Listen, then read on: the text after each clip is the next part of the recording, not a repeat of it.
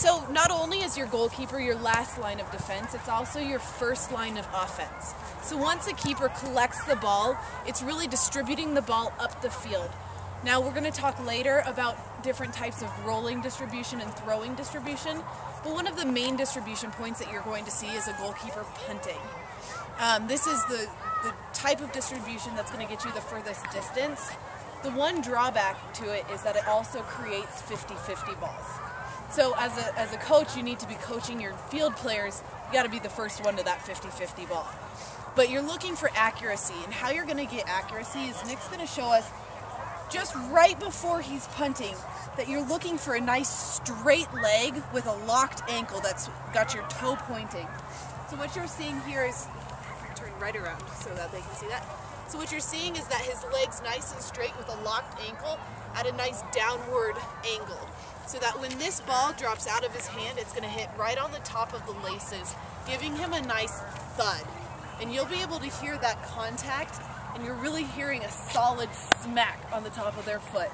So what I'm going to have is I'm just going to have them go down the succession so you can see it in the different age groups and watching how they're taking 3 steps into that stride.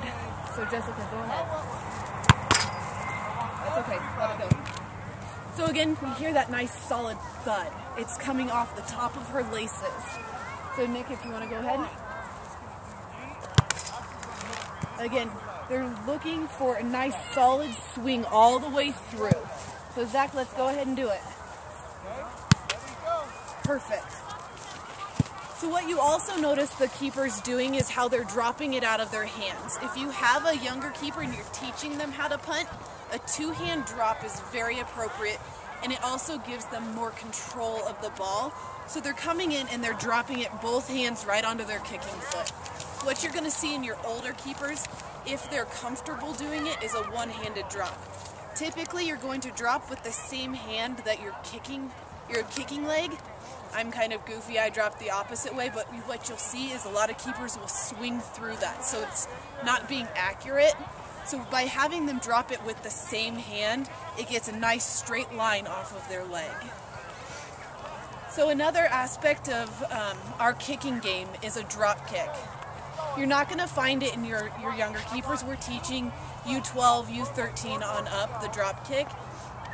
What's really essential about this kick is in a high wind game.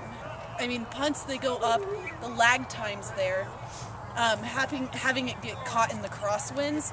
So a drop kick, we're going to have Jessica demonstrate what a drop kick is. It's going to hit the ground first, and then she's going to drive through the ball, giving it a more low drive through the air. You're going to listen for the ba-dum. So again, that nice solid hit on the foot. Perfect. I mean, your stance is the same. You're going to take your 3 steps into the kick, but it's really teaching that timing of when the ball hits and getting your foot right underneath it for a nice solid drop kick. Thanks, keepers.